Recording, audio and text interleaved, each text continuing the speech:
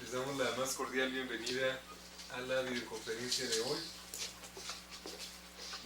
El tema de la videoconferencia de hoy se llama Pruebas clínicas para ligamento cruzado anterior. Va a ser impartido por el doctor Juan José Pérez Beina. El doctor Pérez Beina la licenciatura en la Facultad de Medicina Humana y Ciencias de la Salud de la Universidad Autónoma de Zacatecas. La maestría en Ciencias con especialidad en Medicina del Deporte la estudió en el Instituto Politécnico Nacional en la Ciudad de México. Realizó su especialidad en Traumatología y Ortopedia en el Hospital Reiners for Children en la Unidad México, conocimiento universitario por la UNAM.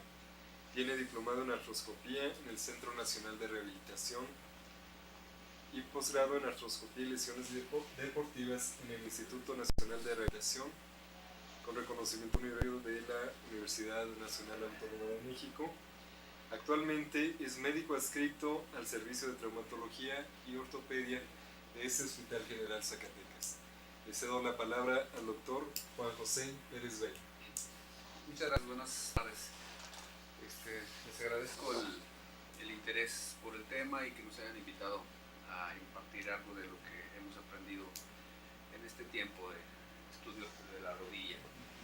Bueno, el ligamento cruzado anterior sigue siendo uno de los principales estabilizadores de la rodilla y es un ligamento que ha sido muy estudiado dado que la incidencia de lesiones ha ido en aumento, sobre todo con la industrialización y con la masividad del deporte, de la práctica del deporte. Es una lesión muy común, poco diagnosticada y que sin embargo pone desde los 90s a la rodilla en un tema de mayor importancia y digamos que es de moda, las lesiones de los sistemas estabilizadores activos de la rodilla. Entonces, basándonos en esto, antes de tomar algunos otros temas, a mí se me hizo muy importante primeramente establecer o dar a conocer las pruebas clínicas de detección, las pruebas clínicas de detección de la lesión del ligamento cruzado anterior de la rodilla. Y ya después, con el paso del tiempo, abarcaremos otros tópicos en relación a este tema.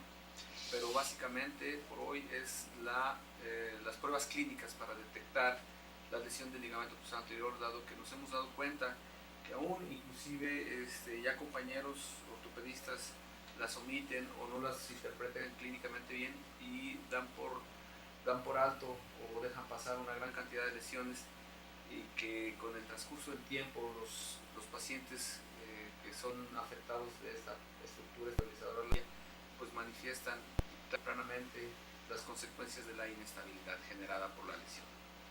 Entonces vamos a ver y con mucho gusto resolveremos en la medida de lo posible las dudas que surjan a través de. Bueno, pues el ligamento cruzado anterior de la rodilla es un estabilizador importante de la rodilla. Su lesión conduce a inestabilidad. Esto quiere decir que no solamente es el ligamento cruzado el que estabiliza, sino que existe el ligamento cruzado posterior, los mismos meniscos, el sistema o mecanismo extensor de la rodilla con sus tendones cuadricipital, el tendón patelar y bueno, pues el ligamento lateral medial, ligamento colateral lateral y lo que es la esquina posterolateral, así como las estructuras mediales y posteriores de la rodilla. Todos estos son estabilizadores tanto activos como pasivos, pero probablemente el que más estabiliza la rodilla en cuanto a la traslación de la tibia hacia adelante es el ligamento cruzado. Además de que controla rotación y traslación tibial, la aplicación oportuna de destrezas clínicas sobre todo evita el retardo diagnóstico y pues con ello lo que les decía yo al principio de la plática, la morbilidad. Estas diapositivas vemos cómo el ligamento cruzado anterior, aún después de haber hecho el abordaje para una prótesis total de la rodilla, vemos cómo es una estructura gruesa, está en el centro de la rodilla y bueno, pues se dirige desde la espina, a un ladito de las espinas tibiales, un poquito más hacia adelante, hacia el cóndilo lateral. Entonces es una estructura intraarticular que mide aproximadamente entre 29 y 31 milímetros de recorrido intraarticular y que está compuesto por dos haces, el haz anteromedial y el haz posterolateral, que lo que evitan es la traslación de la tibia hacia adelante y además evitar los movimientos de pivoteo en exceso dentro de la rodilla. Ya una vez retirado, vemos cómo es fácil mover la tibia apoyándonos con un separador de Hohmann ahí en la tibia, en la parte posterior, en la parte próxima de la tibia, y podemos desplazar hacia adelante totalmente la tibia para poder colocar el implante tibial, la prótesis total de rodilla. Y bueno, pues sin este ligamento, pues la tibia se traslada fácilmente hacia adelante o hacia atrás. En este caso, pues ya está roto tanto el ligamento anterior como todo el sistema estabilizador anterior que está hacia un lado.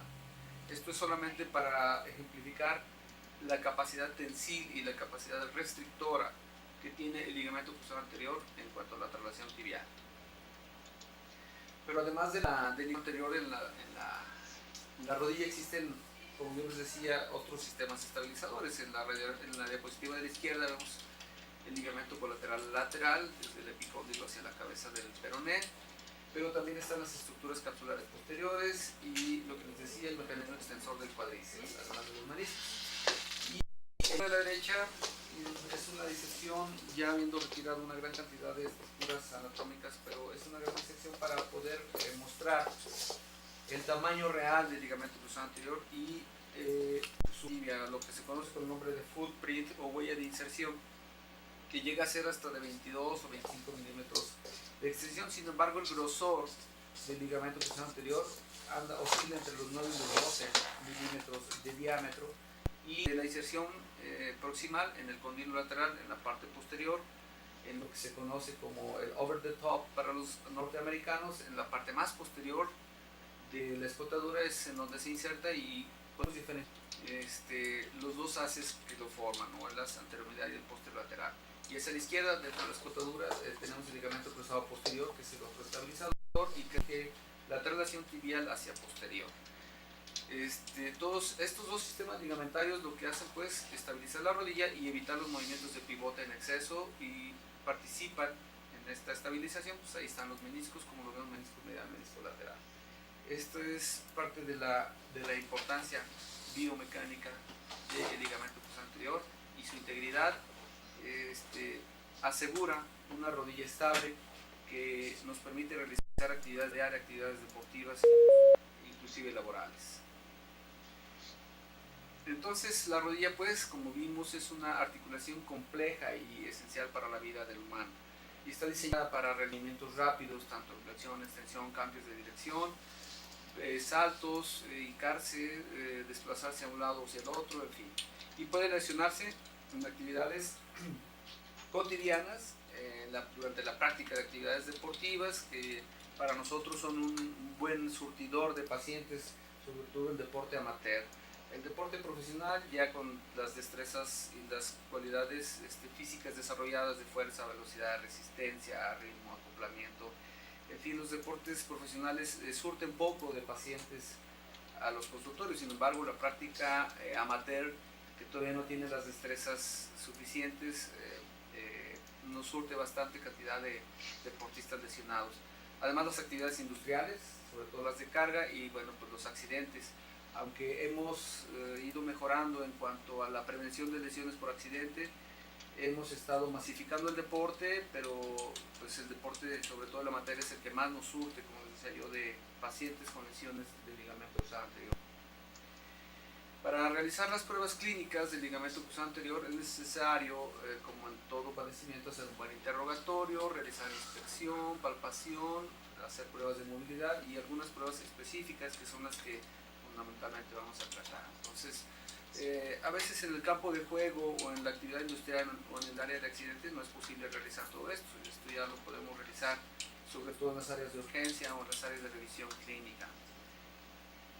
En cuanto al interrogatorio, actualmente movimientos bruscos en valgo y movimientos de rotación o movimientos de pivoteo con el pie fijo al piso y el resto del cuerpo que gira en un sentido u otro, que es el mecanismo de lesión más frecuente. A la inspección habitualmente en el periodo agudo encontramos una rodilla distendida por la hemartrosis,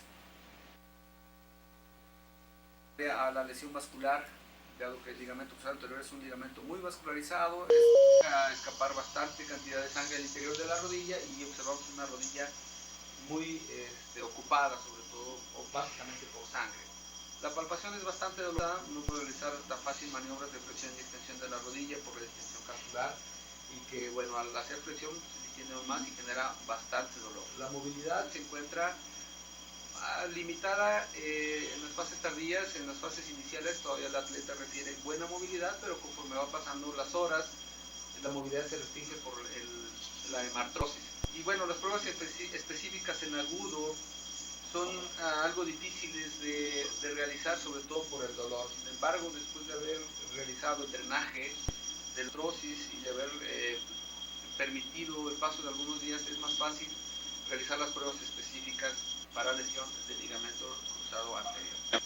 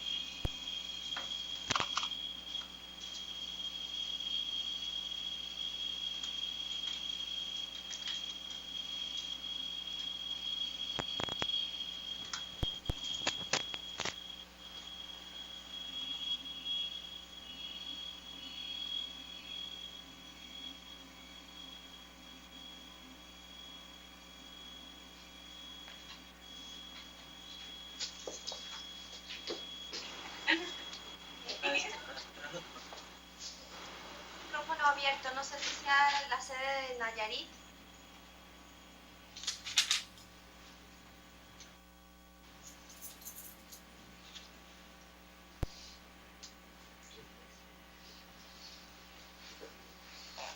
Muy bien, continuamos. Entonces, las pruebas clínicas para la detección de la lesión del ligamento cruzado anterior de la rodilla, las más mundialmente reconocidas y estudiadas y aplicadas son las que están en esta lista.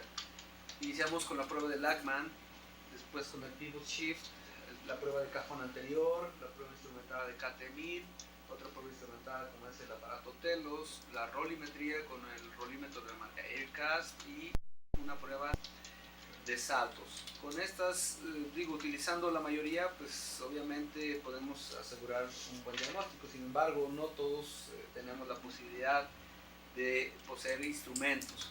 Por lo tanto, nosotros quisiéramos dejar bien clara la importancia de las tres primeras pruebas clínicas, como es el Lachman test, el pivot shift, el cambio de pivote y el cajón anterior. La prueba de Lachman es descrita mucho antes de 1976. Desafortunadamente, pues no se describió, no se publicó o no se le dio la importancia que realmente tenía, y bueno, pues es el Dr. Torg en 1976 quien la publica en el American Journal of Sports Medicine, quien nos hace una mención muy amplia de todo lo que sucede con este tipo de prueba clínica. Esta prueba consiste en el desplazamiento manual anterior de la tibia y con la rodilla flexionada en unos 20 o 30 grados aproximadamente. Es una prueba clínica muy confiable, fácil de realizar, que cuando se realiza cotidianamente a desarrollar una gran sensibilidad, pero que requiere para que esto pueda ser fácilmente aprendible que el paciente esté en condiciones de relajación de isquiotibiales y básicamente la primera en realizarse. Ahí la tienen, es una prueba pues con la técnica dice que hay que poner el paciente en decúbito dorsal con la cadera flexionada aproximadamente unos 30 a 40 grados, pero la rodilla entre 20, 30 o 35 grados. Y se trata de sujetar con una mano, con el pulgar de la mano izquierda en este caso, sobre la región anterior del muslo y con la mano contralateral tomando la región posterior de la tibia proximal y el pulgar sobre la tuberosidad tibial anterior, fijar muy bien el muslo y solamente mover una de las manos. No se trata de hacer una mano para arriba y la otra para abajo, no, la mano izquierda solamente sirve para estabilizar y con la otra, con la derecha, estamos provocando el deslizamiento o la traslación de la tibia hacia adelante o hacia nosotros. Entonces, esta es la prueba del Lachman test o el test del Lachman y se debe hacer siempre comparativo. Nosotros hemos encontrado que, y así está publicado, que diferencias en relación a la contralateral de más de 2 milímetros de deslizamiento anterior de la tibia o de traslación anterior de la tibia es segura hasta en un 95% para definir si un paciente tiene lesión del ligamento cruzado anterior. Entonces, es una clínica muy importante y que debe ser la primera en realizarse y se llama prueba de Lachman. Hay una variante que es publicada en el American Journal of Sports Medicine en 1995 por el Dr. Adler y colaboradores. Ellos, en lugar de mantener la cadera flexionada, permiten o hacen hacia un lado la extremidad a explorar y dejan que la cadera esté sin participación, la relajan y la rodilla la flexionan igual entre 30 a 35 grados, pero con las dos rodillas del explorador se fija el tobillo y el pie, se lo pone uno en medio de las piernas por decir, y lo fija. Y ya una vez fijo con el cuerpo del paciente arriba la cadera y con nuestras piernas del tobillo, podemos relajar aún más los músculos y podemos hacer esta prueba. Esta se llama prueba de drop o de pierna caída.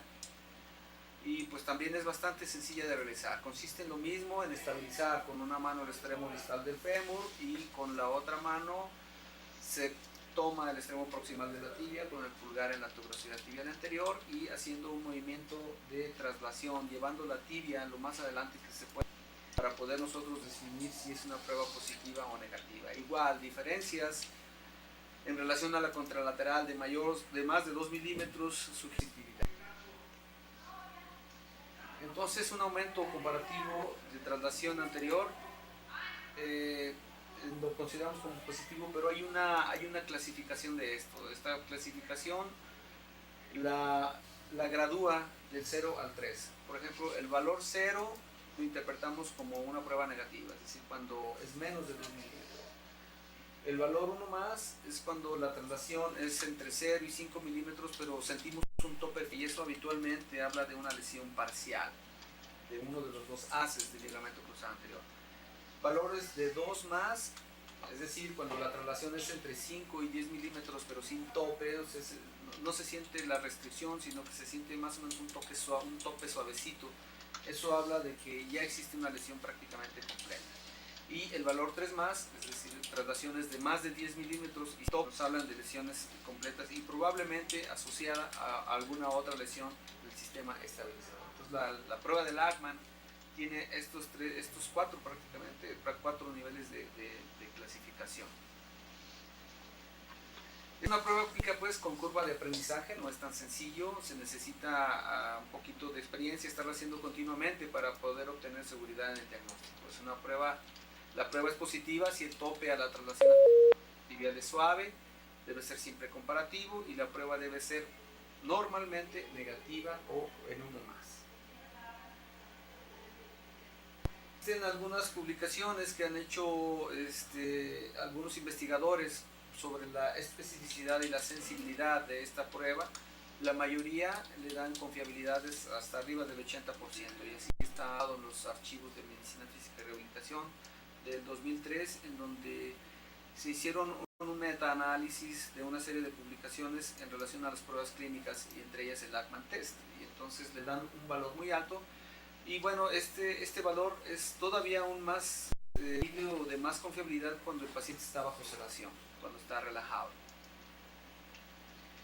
Otra de las pruebas es el pivot shift o cambio de pivote, descrita en el 72 por Galway, pero fue el que la publicó en el Journal British, en el Journal of Bone and Joint Surgery de Inglaterra.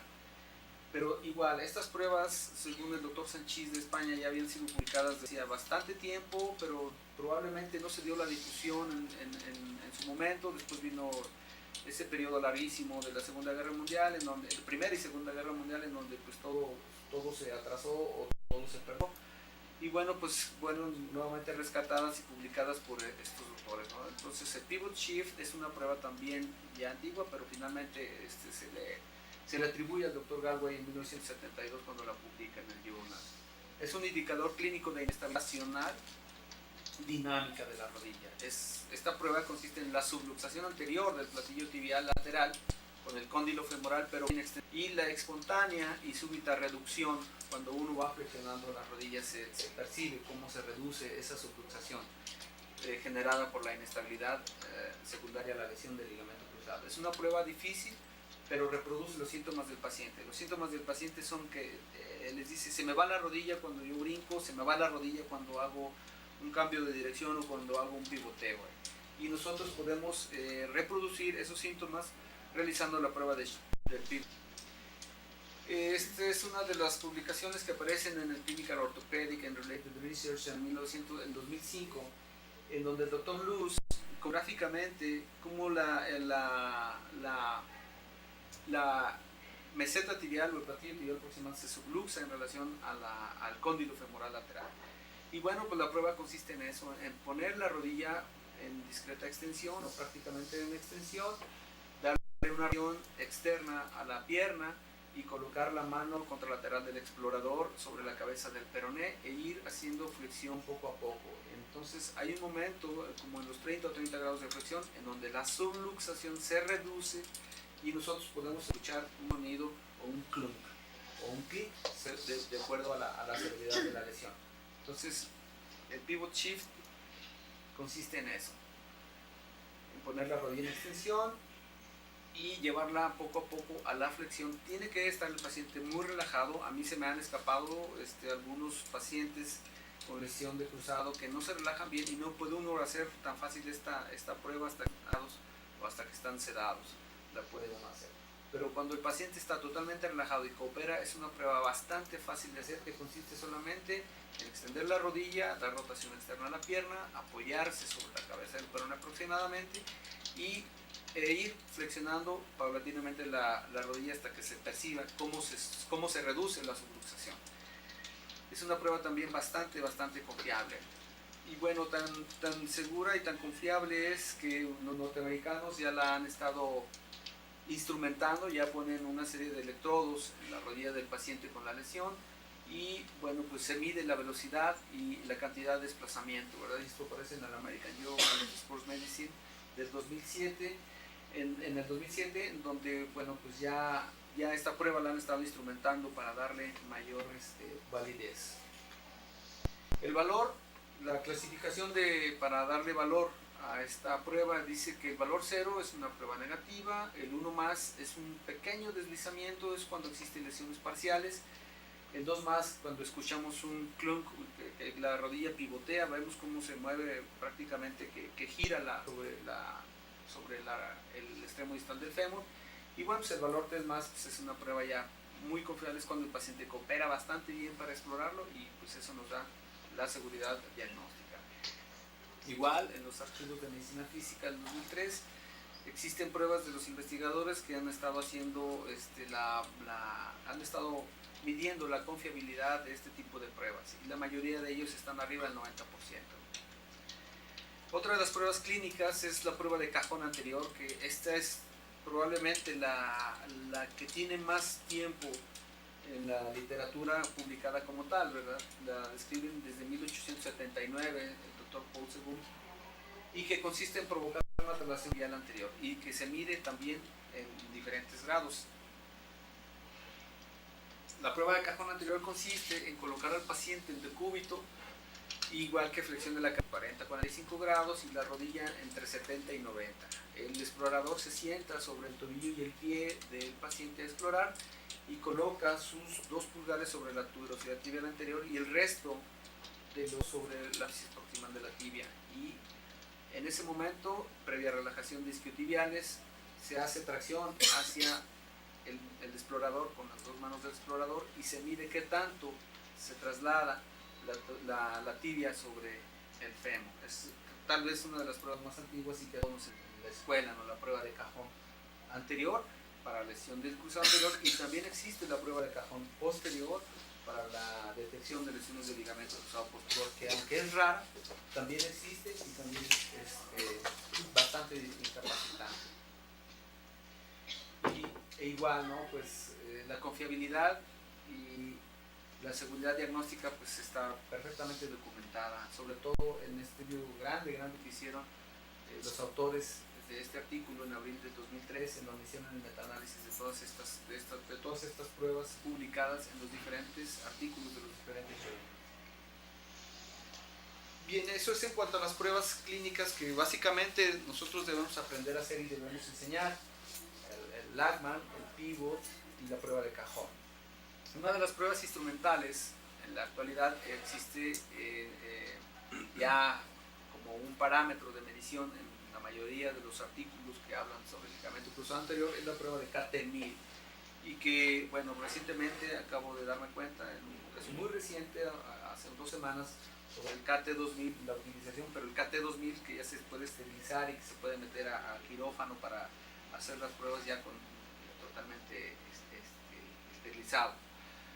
Entonces consiste en la medición instrumentada de la traslación de la tuberosidad tibial anterior o de la traslación tibial anterior. Es una prueba instrumentada que consiste en colocar este aparato que ustedes ven sujetado a la parte distal de la pierna y a la parte proximal y apoyado en la rótula. Hay 2 apoyos, uno está en la rótula y el otro está en la tuberosidad tibial anterior. Entonces se tracciona, se aplican una serie de tracciones hacia anterior de 67, 89 y 134 newtons, que equivalen a 15, 20, 30 libras de tracción, y se empiezan a escuchar una serie de ruiditos, una serie de sonidos que tiene el aparato, y nosotros podemos medir perfectamente bien qué tanto se traslada la tuberosidad tibial anterior.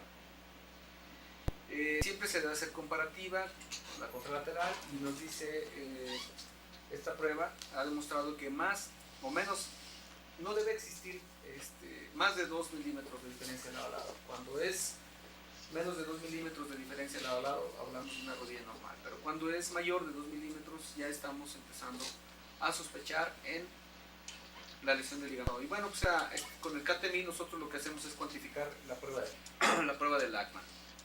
Ahí estamos haciendo la prueba ya con el paciente anestesiado, se coloca el aparato de KT-1000, se calibra muy bien y se empieza a hacer la tracción, como se ve en la diapositiva de la derecha.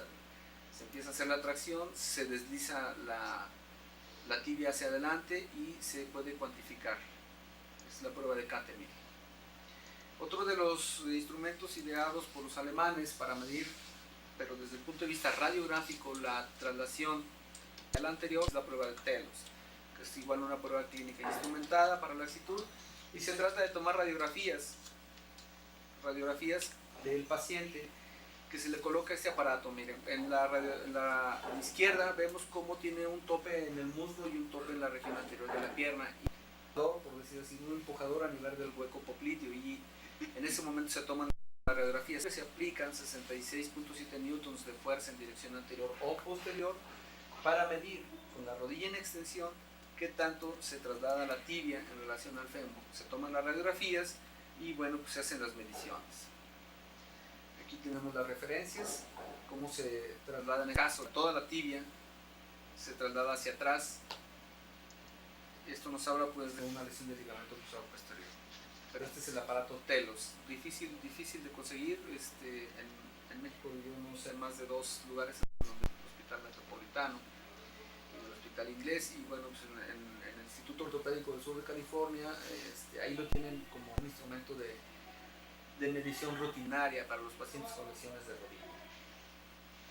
Otro de los instrumentos muy barato y fácil de adquirir y que existe en México, lo pueden conseguir en la distribuidora Orto, en la Ciudad de México, en la calle de Polanco, es el Rollimiter de la marca Aircast. Es un instrumento de aluminio bastante ligero y que se coloca en la florar con un tope en la patela, otro tope en la tuberosidad anterior de la tibia y se sujeta a la parte distal de la pierna. Se realiza la maniobra del Lachman manual y bueno, pues ese pivote sube y está graduado por milímetros y nos marca qué tantos milímetros se deslizó la tibia sobre. Es una prueba igual, se puede hacer en el consultorio.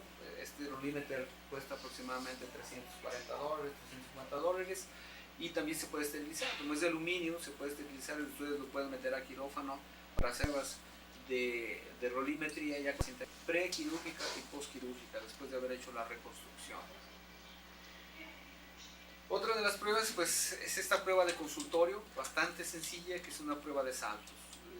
Nosotros colocamos al paciente en un banco de 30 o 40 centímetros de alto y le decimos que dé un brinco con la pierna no lesionada hacia abajo, o sea que brinque hacia el piso, y después le decimos que lo haga con la pierna que se sospecha la lesión, y vemos cómo cuando descienden con la pierna sana, descienden y frenan con la misma, caen al piso y frenan con la misma pierna, y cuando lo hacen con la rodilla lastimada, inmediatamente apoyan la otra como ayuda, o sea, caen en dos tiempos rapidísimos, lo apoyan porque no tienen la seguridad ni la estabilidad necesaria para soportar la fuerza de la gravedad o ir en contra de la gravedad. Y la prueba de los saltos igual, nosotros colocamos en la pared al paciente a explorar, le decimos que dé un brinco hacia adelante con una pierna, medimos y lo vamos a colocar en la pared, y con la otra pierna le pedimos que brinque hacia adelante, y vemos que habitualmente la diferencia es considerable, no logran la misma longitud el salto con una pierna inestable que con una pierna estabilizada con un ligamento cruzado anterior. Entonces, estas son las dos pruebas de consultorio sencillísimas de hacer, que nos hacen sospechar pues en una lesión de ligamento cruzado. Bueno, pues entonces ustedes saben pues en medicina las grandes verdades de hoy pueden ser las grandes mentiras del mañana, ¿no? Y así mucha gente que creía que el ligamento cruzado anterior no tenía mucha importancia clínica, pues ahora vemos que es uno de los más importantes estabilizadores de la rodilla, y que los tiempos cambian y bueno, pues hay que estar informados, sobre todo si no tenemos al alcance en países como el nuestro todas estas pruebas instrumentadas, pues nos queda la clínica como recurso inicial para la detección oportuna de las lesiones del ligamento cruzado anterior. Bueno, esperamos que alguna de nuestras 6 receptoras tenga una que formular el doctor Pérez Reine.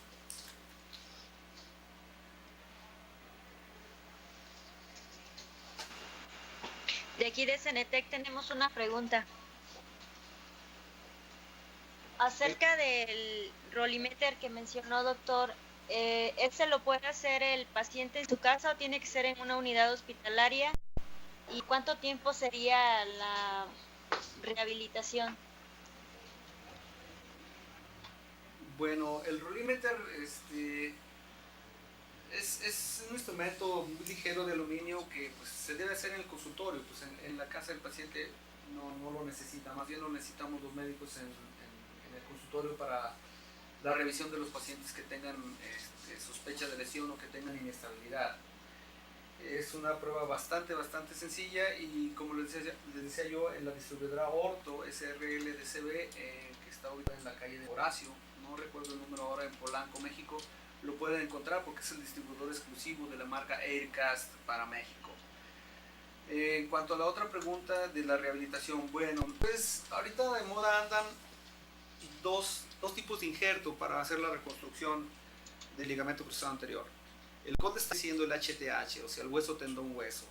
Sin embargo, el injerto con isquiotibiales, con con recto interno y semitendinoso ha ido creciendo, sobre todo por los sistemas de fijación y por la baja morbilidad en el sitio donador. Recordemos que el sitio donador para el HTH deja problemas de dolor en la región de la rótula, en donde se saca en la pastilla ósea. El centro del tendón rotuliano puede recuperar las dimensiones al momento de extraerle 1 centímetro de todo el centro. Y bueno, pues también en la parte tibial, donde se extrae la otra pastilla ósea, puede dejar morbilidad, como dolor al hincarse, además de algo de pérdida de la sensibilidad por la ruptura o por la lesión durante el abordaje quirúrgico de la rama infrapatelar de uno de los nervios que pasan por ahí. Pero los sistemas de fijación son los que han dictado en la actualidad la pauta para los de rehabilitación acelerados o tardíos. Si el sistema de fijación es lo suficientemente rígido como lo proporcionan los tornillos metálicos en el HTH, el programa de rehabilitación inicia al segundo o tercer día prácticamente, cuando el paciente puede apoyar y mantener la rodilla extendida y flexionada en todo su arco de movilidad. Pero cuando no se tiene un buen sistema de fijación, la rehabilitación se retarda bastante, y con los peligros que ello implica, como es la artrofibrosis y como es el desanclaje también de los sistemas de fijación.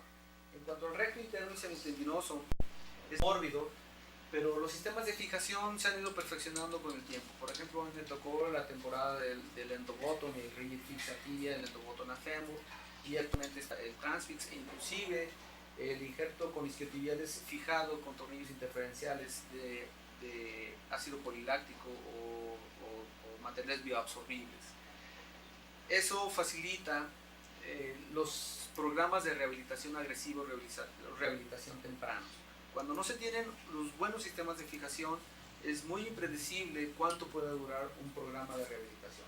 Pero cuando la fijación es rígida, fuerte, cuando es muy segura, en 6 meses el paciente puede iniciar a practicar la actividad deportiva al nivel que estaba antes de que se hubiera lesionado. Cuando no es así, le toma casi un año regresar a los niveles de actividad que tenía hasta antes de la lesión.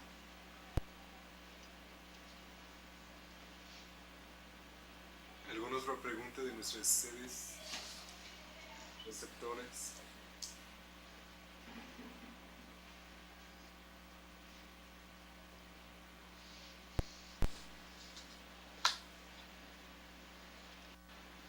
Yo sí quisiera mencionar, no sé si estoy al aire, que bueno, ustedes pueden consultar el journal de la artroscopía, pueden consultar el journal de la Asociación Norteamericana de Medicina del Deporte, y verán que, bueno, pues en Estados Unidos se realizan entre 80 a 100,000 reconstrucciones de ligamento cruzado anterior por año. Esto habla primeramente de una masividad enorme del deporte, y la otra de que, bueno, pues tienen ya sus sistemas de detección muy establecidos para evitar que se les escapen en su momento lesiones de ligamento cruzado anterior, porque una rodilla inestable con el uso y con el paso del tiempo lo que genera son lesiones asociadas. Lesiones asociadas significan lesiones meniscales, lesiones condrales, lesiones osteocondrales, y además la gran incapacidad funcional, sobre todo para los deportistas de alto rendimiento o los deportistas profesionales. Entonces, es una lesión muy común, bastante común, en un país en donde, bueno, se practica deporte desde esquí, natación, clavado, rugby, americano, soccer, karate, en fin. Es un país que tiene, según los reportes de 1990, más del 40% de la población realizando actividades deportivas en forma rutinaria. Entonces, país con tantos millones, con tanto dinero, pues obviamente que masifica mucho el deporte, y bueno, pues el deporte también cobra, como en el caso de las lesiones de ligamento cruzado anterior. La rodilla sigue siendo para los deportistas un área de alta morbilidad, aunque bueno, existen otras articulaciones, cadera, tobillo, los dedos, hombros, no tanto la rodilla. El deporte es un gran generador de lesiones.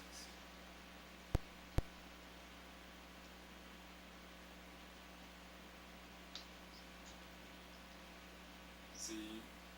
Bueno, yo tengo una pregunta, doctor. Sí. ¿Cuánto tiempo usted considera prudente esperar en entre la aparición de los síntomas en agudo, posteriormente a una lesión, y efectuar las pruebas clínicas? Bueno, en el periodo agudo habitualmente es difícil porque al paciente le duele todo. Un paciente lesionado ya no quiere que ni lo toquen, pero la sospecha clínica es básicamente la rodilla plena, la rodilla ocupada, la rodilla distendida, y que al momento de, bueno, después descartado lesiones óseas evidentes con una simple o si es posible con una tomografía, se hace el drenaje de la hemartrosis y se puede en ese momento iniciar a hacer algunas de las pruebas, sobre todo el Lachman. El pivot shift sería imposible, pero el Lachman y el cajón lo podríamos hacer después de drenar el hemartrosis. Nosotros recomendamos, después de haber descartado lesiones óseas, ferulizar al paciente y bueno, pues volverlo a revisar en 24 o 48 horas, si es que la extensión capsular le permite llegar hasta ese momento. Si no, pues en el periodo agudo, y si aspiramos una hemartrosis con bolas de grasa o con gotas de grasa, pues más que sospechar en una lesión del ligamento cruzado, sospechar en una lesión de la meseta tibial o de los cóndilos femorales con escape de grasa ósea hacia el interior de la rodilla. Pero nosotros habitualmente nos esperamos 8 días si lo permite el paciente. Si no tenemos posibilidades de hacerlo, hacemos la propuesta de la resonancia magnética nuclear, que es la que nos indicaría pues prácticamente el diagnóstico, ¿verdad? Cuando es posible. Cuando no es posible, pues nos esperamos un tiempo, hacemos el drenaje y hacemos las pruebas de estabilidad. Muchas gracias. Si no hay más preguntas, procedemos a despedir a nuestras sedes receptoras, la Dirección General de Tecnologías de la Información, al CENETEC, Centro Nacional de Excelencia Tecnológica en Salud en el Distrito Federal, a la Universidad Técnica Particular de Loja en Ecuador y a los servicios de salud de Nayarit. Les damos nuestra más sincera despedida y los esperamos para que en un futuro nos puedan estar acompañando. Muchas gracias.